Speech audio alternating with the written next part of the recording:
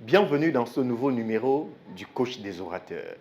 Comme à l'accoutumée, on vous accompagne dans la compréhension du processus de prise de parole en public. Et en mise en bouche aujourd'hui, on a décidé de prendre deux personnages. Deux personnages du dimanche qui ont l'habitude de nous amener dans des débats télévisés. Notre objectif aujourd'hui, c'est de vous amener, vous, à comprendre comment les débats se comportent. Oui, il s'agit des techniques que nous donnons lors de nos formations en technique de prise de parole en public du côté de l'Institut d'art oratoire. Aujourd'hui, vous serez au cœur de notre processus de formation avec deux cas pratiques en guise d'exemple. Nous allons tout de suite commencer par le premier extrait de notre vidéo pour vous permettre de comprendre ce de quoi nous sommes en train de parler. Affaire, une vraie fausse affaire, comme le démontre Yves Abama, ou une affaire faussée. Alors, d'abord, je ne sais pas si M. Abama démontre quoi que ce soit. Ce que vous venez de voir dans cet extrait, en réalité, c'est une introduction qui a pour objectif de déconstruire le processus argumentaire de l'autre. Je vais vous expliquer. Dans un débat, ce que vous devez faire, c'est parfois, entre guillemets, attaquer l'autre de front. Et cette technique qui a tendance à dire que son argumentaire, que malgré tout ce qu'il croit avoir dit, il n'a rien démontré, vise d'une certaine façon à déstabiliser votre interlocuteur et parfois à le décrédibiliser. Je crois qu'il fait quelques affirmations prétendant avoir été au sein du sein, donc détenir une certaine science infuse en matière médicale ou en matière d'accouchement, de sorte que toute autre analyse qui ne serait pas conforme à celle que lui, il a, serait soit de la manipulation, soit de la récupération, soit de l'inhumanisme, etc. En ce qui me concerne, dans cet extrait que vous venez de voir, vous avez certainement vu l'attitude de son interlocuteur. Sur ce plateau, aussi grand qu'il était, lorsqu'il a tenté de déconstruire son argumentaire, c'est pratiquement le seul qui s'est agité dans sa chaise. Ça veut dire que l'approche utilisée par Maître Roland Djéhou dans cet exercice est en train de plus ou moins marcher. Ce que vous devez savoir, c'est que si vous n'avez pas le mental assez fort, il est possible que sur un plateau de débat, qu'on puisse déconstruire votre argumentaire rien qu'en utilisant un seul mot. L'ensemble des éléments présentés par Maître Roland Djéhou dans ce qu'il a dit nous montre deux choses. Au-delà de déconstruire l'argumentaire de son interlocuteur, il essaye donc de nous dire d'entrée de jeu que les gars, ce que je m'en vais dire sera contraire à ce qu'il a dit. Mais puisque dans la précédente analyse de son interlocuteur, il avait un ensemble d'éléments qui, écoutés par une catégorie de personnes, pouvaient y accorder du crédit. Mais Maître Roland Djéhou, s'il y va directement tout de suite à contre-pied, on pourrait se dire, mais lui pourrait, entre guillemets, être hors jeu. Mais qu'est-ce qu'il fait? Il va d'abord déconstruire cet argumentaire et de démontrer aux gens que je vais vous présenter un autre argumentaire, mais qui va pratiquement dans le sens contraire de ce qui nous a été proposé. Et c'est donc ce qu'il fait. Et vous comprendrez davantage dans le prochain extrait. je dois dire qu'on ne peut pas être plus royaliste que le roi. Vous avez une dame qui est entrée dans un hôpital et qui s'est plainte. C'est elle qui s'est plainte. On fait le procès à l'opposition. Je suis très amusé lorsque Maître Roland Djéhou dit « on ne peut pas être plus royaliste que le roi ». Rien que cette petite introduction te demande « mais de quoi est-ce qu'il veut parler ?» Il veut faire allusion à quoi? Et c'est le début de son argumentaire. Je vais te revenir à la fin de son argumentaire pour t'expliquer ce qu'il a tenté de dire par « on ne peut pas être plus royaliste que le roi ». Ce ne sont pas les réseaux sociaux. C'est la dame qui a utilisé le mot bébé volé. Oui. Et quand elle revient là-dessus, vous en faites quoi? Monsieur Abama, je crois que je vous ai suivi religieusement. Je ne vous ai pas interrompu. Vous étiez d'ailleurs dans une doxa que j'aurais pu contester. Mais je me suis retenu. Donc je disais... Au tout début de cette sortie, je vous ai présenté Maître Roland Djéhou dans un de ses propos qui avait pour objectif de déstabiliser l'adversaire. Oui, vous pouvez déstabiliser l'adversaire ou bien votre interlocuteur ou bien votre co-discutant simplement en utilisant quelques mots. Mais ici, son interlocuteur utilise une autre technique. Une autre technique qui a tendance à l'amener à perdre le fil de ses idées. Et vous allez voir dans cet extrait que Maître Roland Djéhou se retrouve obligé, au lieu de suivre le fil de son analyse, il est obligé d'abord de répondre à M. Abama avant de revenir. Ce que vous devez savoir, c'est que lorsque vous n'êtes pas préparé, pour un type de débat, lorsque vous n'avez pas une capacité poussée dans la construction et la structuration des idées, à la seconde où quelqu'un va vous faire sortir de votre champ d'analyse, vous risquez de vous tromper. Donc ce que M. Abama fait, il ne le fait pas de manière anodine, il le fait aussi à dessein. Lorsque vous vous retrouverez sur un plateau de débat, dites-vous que votre interlocuteur, de temps en temps, pourrait lancer des mots comme ça, pourrait lancer des propos juste pour vous voir sortir de vos gonds. Et si vous n'êtes pas préparé, si vous n'êtes pas structuré, il est clair que vous allez perdre le fil de votre analyse. C'est elle qui s'est plaint. C'est elle qui a posé des questions que je me serais posées moi aussi dans sa situation. C'est elle qui a annoncé, c'est elle qui a donné des éléments qui ont laissé penser qu'il était vraisemblable qu'on lui ait volé son bébé. C'est elle qui a prétendu, au départ, qu'il s'agissait de 8 mois de grossesse. C'est elle qui l'a prétendu. Donc, vous ne pouvez pas empêcher à un humain normal de s'indigner, de se sentir solidaire. Dans cet extrait que vous venez de voir, il y a une technique que Maître Roland Djéhou a appliquée. C'est pour ça qu'en oratoire, on se demande toujours quel est le moyen de communication. Et Maître Roland Djéhou se retrouve sur un plateau télé. Et dans son argumentaire, vous ne pouvez pas empêcher à un être humain, cette gestuelle-là en dit long, mais ce qu'on appelle l'emphase sur la notion d'être humain, mais surtout sur ce qui va venir, de s'indigner. Vous ne pouvez pas empêcher un être humain de se questionner, surtout que, selon les propos et selon toute vraisemblance, ce qui s'est réellement passé, c'est que c'est la dame qui a mis sur les réseaux sociaux le fait qu'on lui aurait volé son bébé.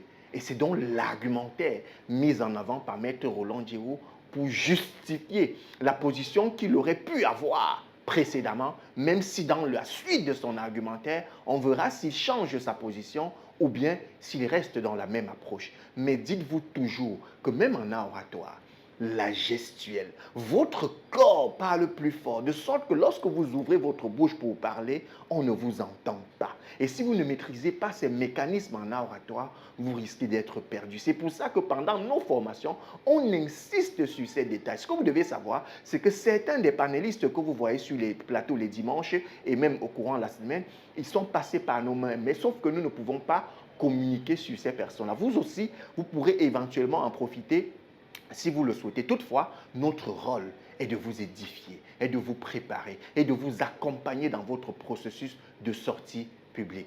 Et quand la thèse est battue en brèche, mais on fait comment? C'est plus fort que vous, visiblement, M. Abama. Laissez les autres exprimer. Non, laissez que je dise ce que j'ai à dire. Duval appréciera de s'il faut mettre de l'interactivité ou pas. Il pourrait vous relancer, par exemple. Mais pour l'instant, permettez que j'aille jusqu'au bout. Donc, je disais... Et comme je vous le disais tout à l'heure, vous avez dû voir, vous avez vu que M. Abama ne reste pas dans son coin. M. Abama se retrouve dans une approche de débat. M. Abama a une chapelle à défendre. M. Abama a une position à défendre. Sauf que l'argumentaire de Maître Roland Djéhou semble aller à contre-pied vis-à-vis de ce que lui, il pense. Et qu'est-ce qu'il doit faire?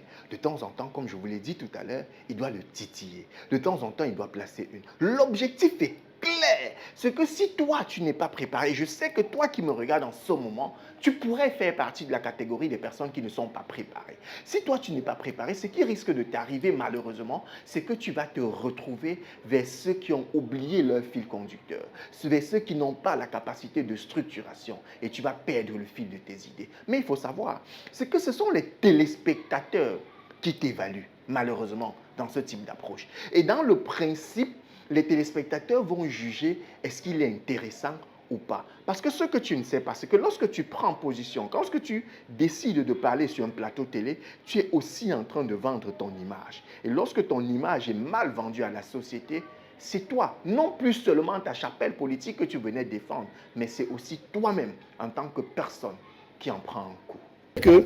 Elle a donné un certain nombre d'éléments dans un temps précis. L'opinion publique qui d'ailleurs, et je me félicite de ce que de plus en plus nous assistons à une forme d'indignation collective qui se ranime progressivement dans notre pays sur la base des éléments qu'elle a fournis à l'opinion publique dans un premier temps. Celle-ci a mis les organes, pour parler trivialement, parce qu'il s'agit quand même de la vie, et de la vie d'un enfant, d'un bébé. C'est choquant. Vous ne pouvez pas empêcher aux gens d'être choqués d'avoir à l'idée qu'on ait pu, encore une fois, devrais-je dire, même s'il faut mettre les guillemets, voler un enfant dans un hôpital. Donc, le procès que vous faites à l'opinion publique est un faux procès, à mon avis. Vous ne pouvez pas empêcher les gens d'être choqués, d'avoir à l'idée qu'on n'ait pu. Cette technique de communication, c'est comme je vous l'ai dit précédemment, comment mettre de l'emphase, qu'on n'ait pu. Ce qu'il met, cette position dans le cas d'espèce émet le doute, émet le conditionnel, mais de dire que les gens sont partis dans cette approche sur la base de quelque chose. Et sur la base de ce quelque chose-là, donnez-leur au moins le droit de s'indigner. Donnez-leur au moins le droit de se poser des questions. Donnez-leur au moins le droit de s'offusquer. Telle est la représentation de cette approche présentée par Maître Roland Djéhou dans cette petite sortie que vous venez de voir. Le deuxième temps, c'est la première réaction de l'hôpital incriminé. C'est de prétendre que par erreur, une stagiaire aurait jeté le produit, entre guillemets, dans le vidoir. Dans un premier temps, dans un second temps, ou deuxième temps, selon. Vous devez comprendre qu'en français, lorsqu'on dit généralement second, ça veut dire qu'il n'y a pas de troisième dans l'approche. Dans un premier temps, dans un second temps, il n'y a pas de troisième. Mais quand il dit dans un deuxième temps, vous devez comprendre qu'il va venir forcément un troisième temps. Dans nos formations en art oratoire, il y a comment captiver le public. Et cette approche qui consiste à faire de l'énumération démontre à suffisance que son discours est structuré. Et vous n'avez qu'à voir comment il a structuré. Si vous aussi, si toi aussi, il t'arrive d'avoir un argumentaire à présenter, pour être droit dans tes bottes, il faut avoir une approche bien structurée. Et comment est-ce qu'il a structuré si tu n'as pas percuté? Dans un premier temps, Maître Roland Djéhou évoque les faits qui ont été introduits dans les réseaux sociaux par la dame. C'est elle. Donc ça, c'est le premier temps. Dans un second temps, il évoque le courrier qui a été produit par l'hôpital.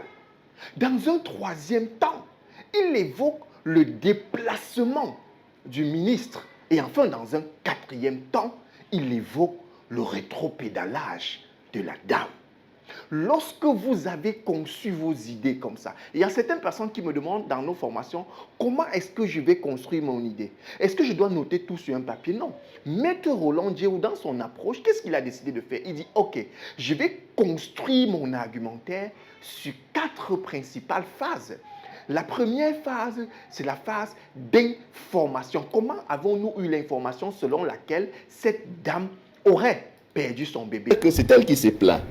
C'est elle qui a posé des questions que je me serais posé moi aussi dans sa situation. C'est elle qui a annoncé, c'est elle qui a donné des éléments qui ont laissé penser qu'il était vraisemblable qu'on lui ait volé son bébé. C'est elle qui a prétendu, au départ, qu'il s'agissait de 8 mois de grossesse.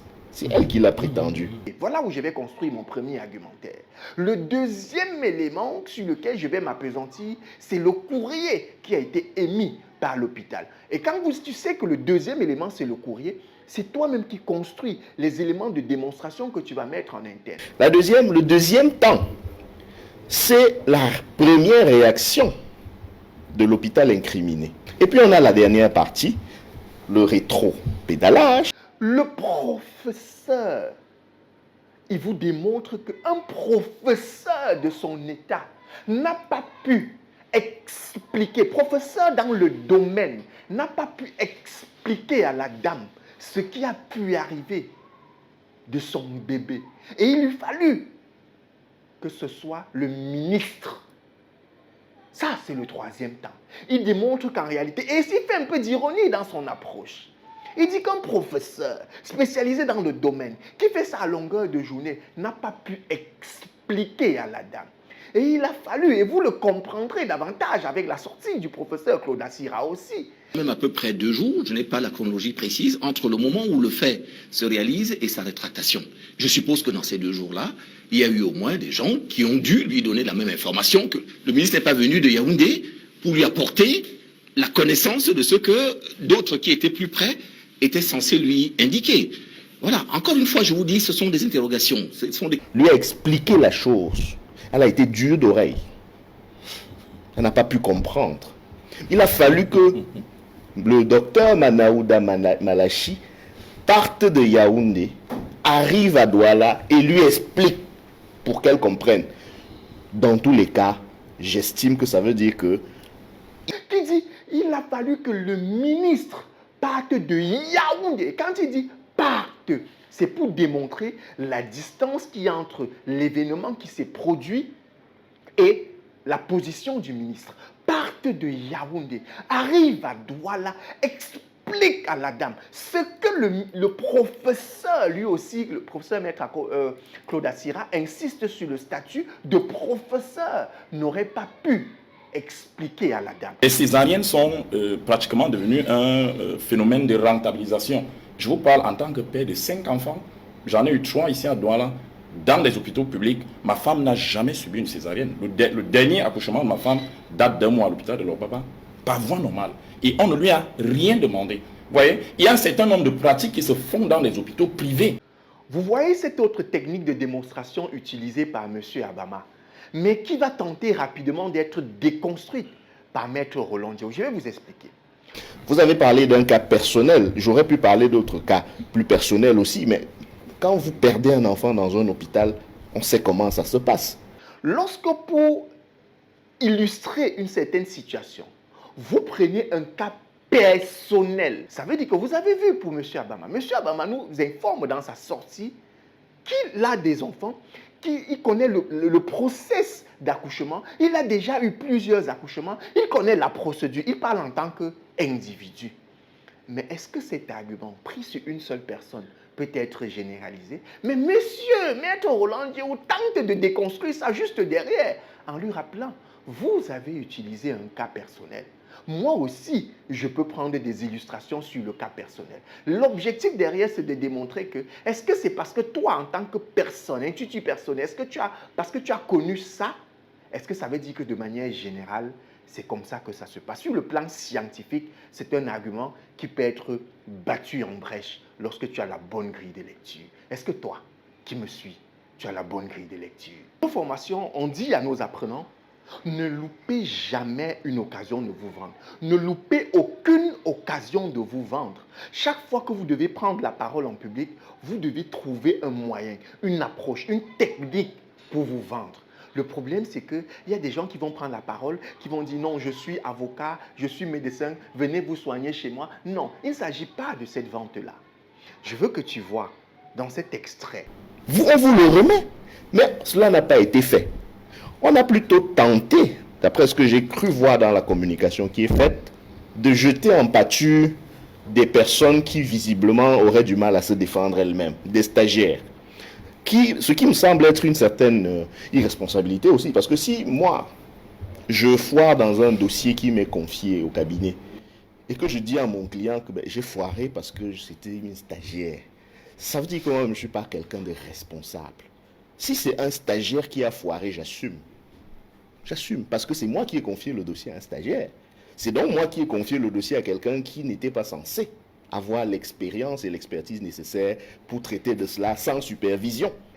Que tu viens de voir comment Maître Roland Diao s'est vendu.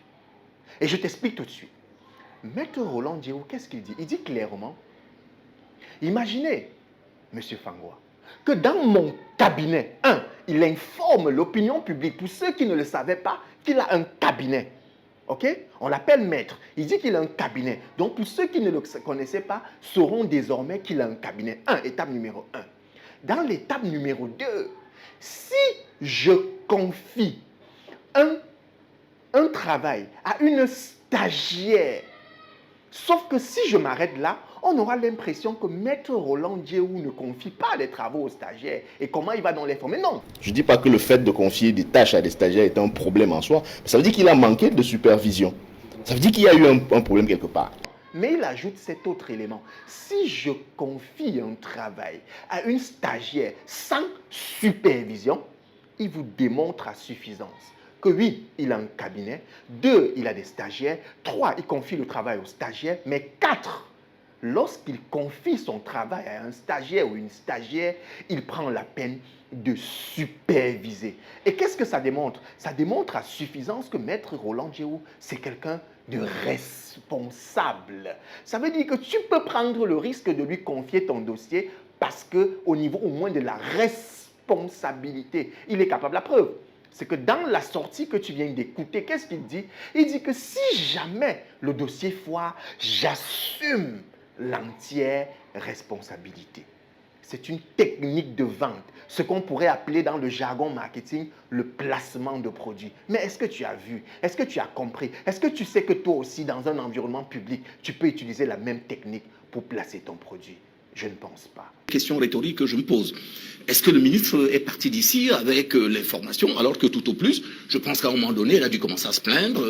Tu as compris dans cet extrait lorsque Maître Claude Assira parlait de questions rhétoriques. Si tu ne sais pas c'est quoi une question rhétorique, en réalité, ce sont des questions qui n'attendent pas de réponse. Ce sont des questions que l'interlocuteur, ou plutôt l'orateur, se les pose à lui-même. Mais que ça a une place extrêmement importante en art oratoire. C'est même une technique de démonstration si tu ne le savais pas. Je peux poser une question. Le ministre venait faire quoi? Pourquoi le ministre avait-il besoin de venir?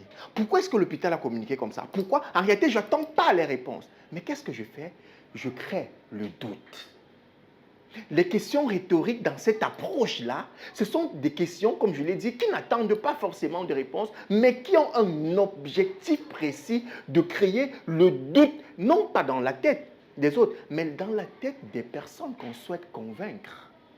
Il faut savoir que l'objectif pour Maître Claude Assira, dans cette approche, connaissant déjà la position de la dame, et vous le verrez plus tard lorsqu'il va dire encore ce que Maître Roland Djéhou a dit précédemment, lorsqu'il parlait de « on ne peut pas être plus royaliste que le roi », vous comprendrez que ces questions dont, puisqu'il sait déjà que la dame a dit qu'il n'y a pas eu vol de bébé, il se dit « ok, soit, je vais le lui concéder, mais toutefois, ne m'empêchez pas de me poser des questions. Permettez-moi d'émettre du doute. Permettez-moi de questionner un ensemble de choses, au moins dans la démarche.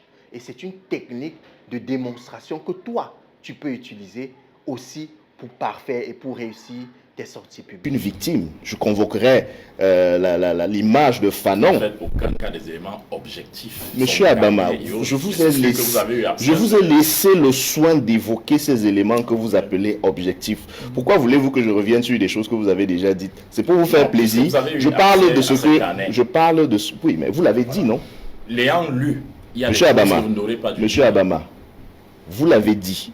Dans cet extrait que tu viens encore de voir, tu vois, on en a parlé depuis le début. Monsieur Abama tente une fois de plus d'interrompre. Il tente une fois de plus de distraire. Il tente une fois de plus de pousser Maître Roland Djéhou à la déroute. Mais celui-ci ne se laisse pas faire. Celui-ci prend autorité sur lui. Mais en utilisant quels sont les éléments? Parce que toi aussi, quand tu auras envie de prendre autorité, l'erreur que je vois souvent des gens commettre sur les plateaux télé, c'est que vous pensez que pour prendre autorité sur l'autre, il faut crier, il faut montrer que c'est toi qui as la parole. Non, je ne dis pas, non, c'est pas comme ça que Maître Roland Djéhou, il va tout doucement et il lui dit simplement, tu as déjà évoqué ces éléments, je te les laisse. Je ne vais pas redire ce que tu as déjà dit. Si vous ne comprenez pas le sens ironique de la chose, vous donnerez l'impression que Maître Roland Djéhou est en train de donner du crédit à son compte. Oh que non! Mais il est en train de lui dire, puisque tu as déjà évoqué ça, laisse-moi évoquer ma part. Laisse-moi toucher des sujets qui me paraissent sensibles pour qu'on ne se répète pas sur le plateau. C'est une technique enseignée dans nos formations en art oratoire pour prendre le dessus sur la personne qui tente de vous distraire. Dans ce dossier.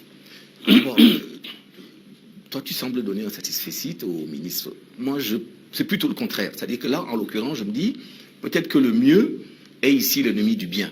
Habituellement, on voit que les affaires des individus, surtout les petites personnes, n'intéressent pas beaucoup les gens de l'État. Donc, voir tout un ministre qui se déplace pour un cas précis, voyez, vous commencez à vous dire, si vous avez deux choses en tête, vous dites, bon, d'un point de vue vertueux, vous allez vous dire, ok, très bien, c'est bien, enfin, on écoute la voix du peuple. Mais moi qui ne suis pas habitué à ça, je m'interroge plutôt. Bien. La deuxième chose, c'est que il s'écoule quand même à peu près 2 jours, je n'ai pas la chronologie précise, entre le moment où le fait se réalise et sa rétractation. Je suppose que dans ces 2 jours-là, il y a eu au moins des gens qui ont dû lui donner la même information, que le ministre n'est pas venu de Yaoundé pour lui apporter la connaissance de ce que d'autres qui étaient plus près étaient censés lui indiquer. Voilà, encore une fois, je vous dis, ce sont des interrogations, ce sont des questions rhétoriques que je me pose. Est-ce que le ministre est parti d'ici avec l'information, alors que tout au plus, je pense qu'à un moment donné, elle a dû commencer à se plaindre, à brailler dans les couloirs en disant, voilà, mon enfant est perdu, et les gens ont dû lui dire, non, non, non. Comment se fait-il que tout d'un coup, à l'arrivée du ministre, là, tout d'un coup, la présence du ministre devient plus lénifiante, elle comprend mieux le propos du ministre. On aurait pu lui dire tout à fait. Avant que le ministre n'arrive. Très bien. C'est une question, encore une fois, je m'interroge. Et puis bon, vous l'avez dit très bien, vous-même tout à l'heure, vous avez un certain nombre d'antécédents qui conduisent voilà, à s'interroger. On a vu déjà des situations de ce genre qui peuvent éventuellement conduire à se poser un certain nombre de questions. Moi, la seule chose qui m'apaise. Les techniques que Maître Roland Djerou vient d'utiliser, ce sont des techniques qui, normalement, tout initié, quand je parle d'initiation, je n'évoque pas la notion mystique de la chose. Il faut comprendre que le processus de formation dans un domaine, quel que soit le domaine, c'est un processus d'initiation. Donc, si tu n'es pas initié à l'art oratoire, tu dois comprendre. J'ai décidé donc dans cette sortie de te faire passer encore une approche argumentaire d'un autre, cette fois-ci le professeur ou encore le maître Claude Assira. J'ai pris 2 avocats. Et souvenez-vous que ces événements se passaient le même jour, à la même heure, sur 2 plateaux différents. Et les 2 avec la même approche, la même technique de démonstration. Et dans cette sortie de maître Claude Assira, il évoque, regardez sa structuration, il parle aussi de la démonstration par échelon. Dans un premier temps, ce qui m'intrigue, c'est que le ministre fasse le déplacement. Lui aussi, il évoque dans un premier temps. Il évoque dans un second temps. En réalité, il va de manière structurée pour vous démontrer son argumentaire. Tu ne peux pas faire un argumentaire si tu n'as pas mis en branle, si tu n'as pas structuré l'ensemble de tes éléments. Sinon, tu te verras en train de répondre aux questions de manière ramassée. Mais la vérité, c'est que, est-ce que tu penses que tu dois te mettre tout de suite devant un questionnaire et les réponses vont venir comme ça? Non, c'est un travail, c'est un processus, c'est une initiation, c'est une formation, mais mieux encore, c'est une transformation. Si toi aussi tu veux en bénéficier, tu peux faire partie de nos formations. Et puis on a la dernière partie, le rétro-pédalage. Et enfin, dans le 4e temps, il nous évoque le rétro-pédalage. Souviens-toi de l'entrée de Maître Roland Djerou pour répondre à cette question. La question qui lui avait été posée, c'était, est-ce une fausse affaire ou bien une affaire faussée? Et pour commencer à répondre à la question, il a dit, Monsieur Fangwa, on ne peut pas être plus royaliste que le roi. Comme je l'ai dit à l'entame de mon propos, M. Fangwa, qu'on ne peut pas être plus royaliste que le roi. Dame Belle dit que tout va bien. C'est elle qui le dit et c'est elle qui est concernée. Qu'est-ce que moi je peux faire de plus? Je dis, soit.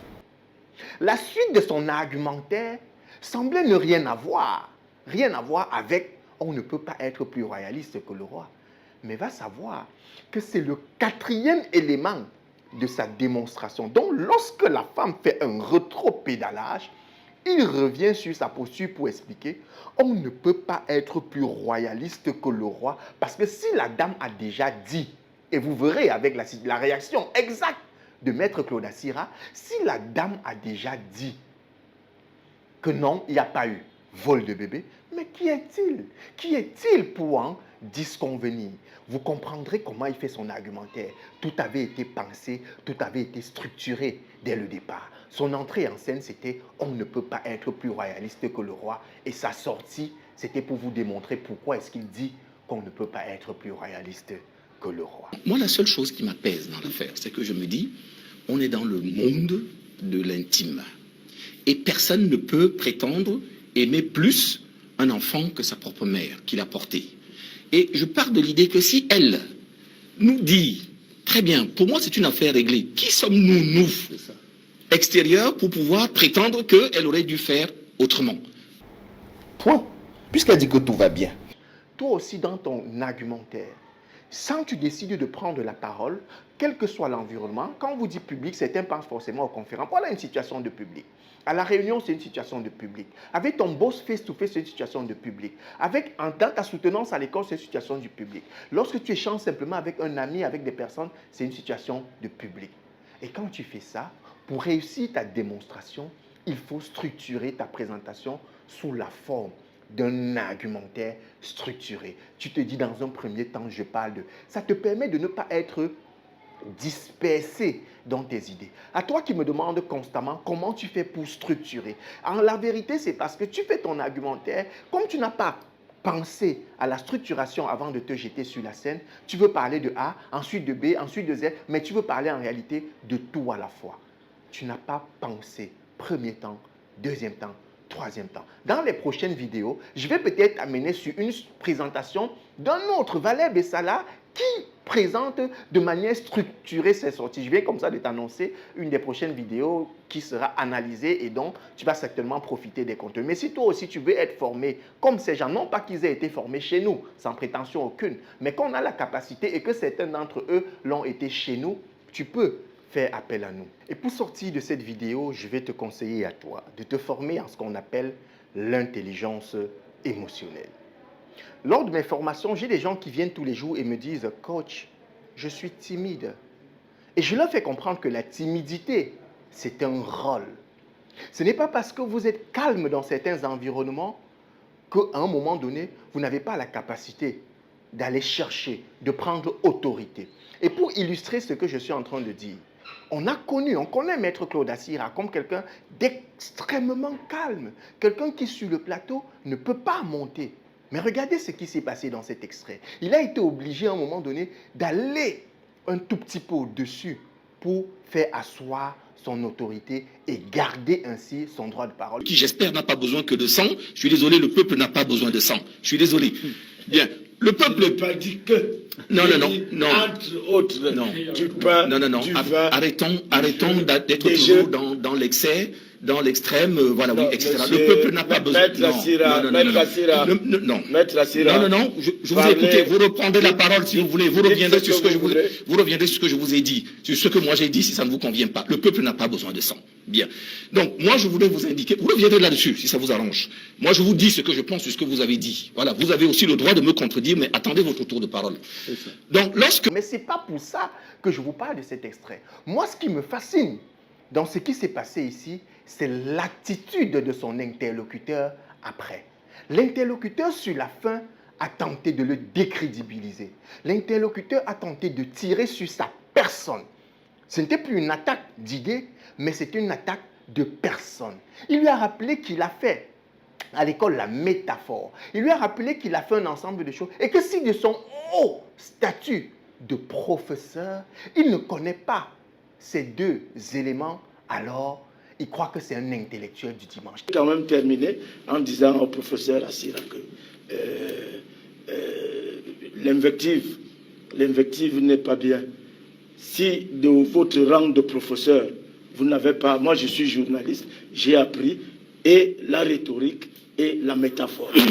Alors, si de votre rang de professeur, vous n'avez pas appris ces deux choses, il faut comprendre ce que j'ai dit, parce que je l'ai dit en métaphore.